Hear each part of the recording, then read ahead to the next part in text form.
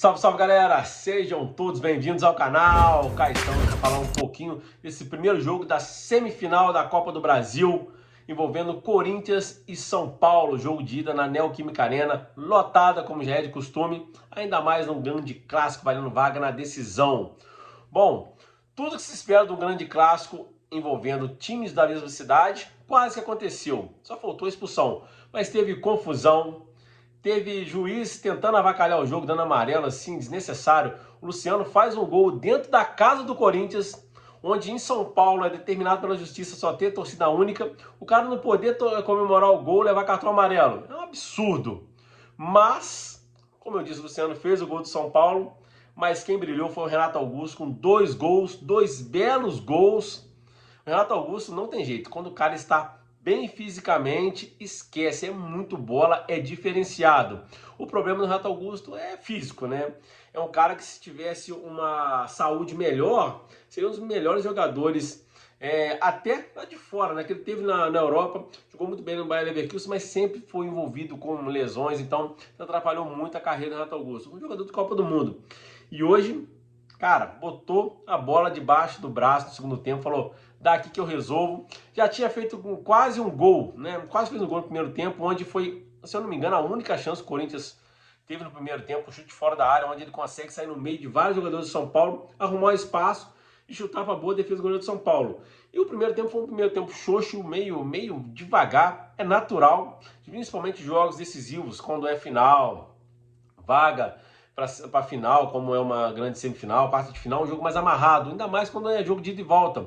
O primeiro jogo é sempre mais amarrado, e o primeiro tempo foi assim, amarrado. Mas o São Paulo foi um pouco superior no primeiro tempo, mas as duas equipes muito fechadas, era só chute fora da área.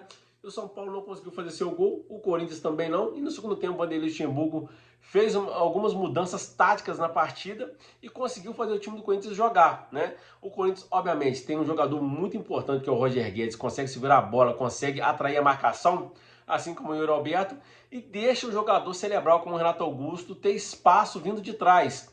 Foi assim no primeiro tempo e no segundo tempo. E o Renato Augusto é um cara que adora estar de fora da área e teve espaço para fazer o primeiro gol do Corinthians, uma pancada de fora da área, uma pancada colocada no cantinho do goleiro de São Paulo, canto direito, um rasteirinho, 1-0 para o Corinthians, mas não deu nem tempo de comemorar. Saiu o gol do São Paulo, um chute também de fora da área do Luciano. Era a única forma de chegar, era de fora da área, porque as equipes estavam muito bem postadas na defesa. Luciano chuta de fora da área, a bola pega na trave, azar do Cássio, a bola pega no pé dele e vai para o fundo do gol. Um gol contra, né? Porque a bola voltaria para dentro da área. Empate do São Paulo. E eu até pensei, pô, agora que o São Paulo pode quebrar esse crítico. O São Paulo nunca venceu dentro da Neoquímica Arena, no novo estádio do Corinthians, foi construído para a Copa de 2014. Ou seja, quase 10 anos o São Paulo nunca venceu lá. E o São Paulo, por ter um volume maior de jogo, posse de bola, e as ações da partida, quem estava tomando era o São Paulo, poderia ser hoje. Mas não, Renato Augusto falou não. E logo no lançamento, que vem invertido, né? Que é o contrário, geralmente é o Renato Augusto lançando o jogador que está dentro da área. Dessa vez inverteu os papéis, o Renato Augusto estava na área, lançamento ele dominou, a bola escapou, mas deu sorte, a bola pega no pé do jogador de São Paulo, ela fica à feição, cara a cara com o goleiro, solta a pancada, eu acho que foi meio de bico, meio de peito, de pé, faz o gol da vitória do Corinthians. São Paulo até tentou o empate, mas foi parado na grande defesa do Corinthians, que, volto a dizer, para quem fala mal do Luxemburgo, tem até alguma razão, porque o cara, né, foi tão vencedor que o cara acaba se acomodando ou não, se aprimorando, mas é um cara muito estrategista. O Vanderlei Luxemburgo, eu tenho 39 anos, faço 40 no final do ano, é um cara que eu vi toda a brilhante carreira dele do final dos anos 80 e anos 90. O cara é muito bom, foi muito vencedor.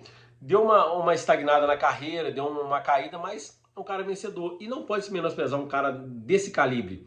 Do outro lado, você tem o Dorival, que é menos experiente, menos vencedor, mas também é um grande técnico. No ano passado ganhou a Libertadores, Copa do Brasil com o Flamengo, mas não conseguiu sair da arapuca que o Vanderlei armou no segundo tempo, dando a bola para o São Paulo e saindo no contra-ataque e sempre utilizando dele. Renato Augusto vindo de trás. Ninguém marcou Renato Augusto no jogo, não conseguiu. Tá certo, é um cara diferenciado, ele consegue sair da marcação, mesmo com marcação dobrada, ele consegue se virar e tá sempre recebendo a bola em condições de poder arrematar ou dar o passe pro gol.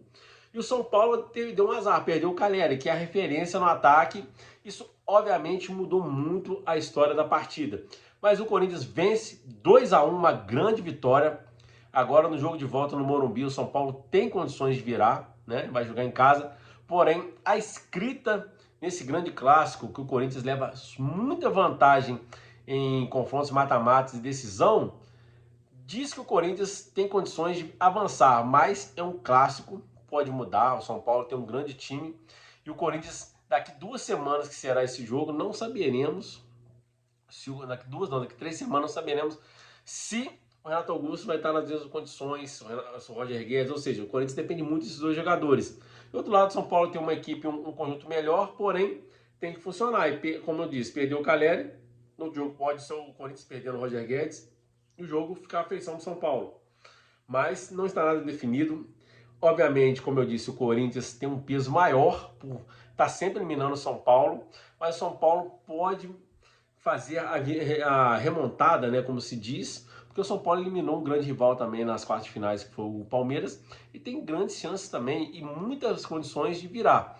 Eu não acho que não está nada decidido, mas foi um bom segundo tempo, apesar do primeiro tempo muito ruim, e não dá para cravar. Um gol apenas diferente, 2-1, não tem mais o gol fora de casa, mas o Corinthians, se souber jogar como ele Luxemburgo, é um cara inteligente, pode armar uma arapuca para o São Paulo, do Dorival, e conseguir sair do Morumbi ou com empate, ou até mesmo com uma vitória.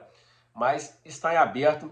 Eu, para poder ser até bem polêmico, eu acho que o São Paulo vence no jogo do Morumbi e vai ser decidido nos pênaltis. Isso por um gol diferente, decidido nos pênaltis. Mas, até lá, como eu disse, vai depender muito dos grandes jogadores das duas equipes, de ambos os lados, não estarem machucados para o jogo. Porque hoje em dia, você perder um grande jogador por uma decisão faz muita diferença.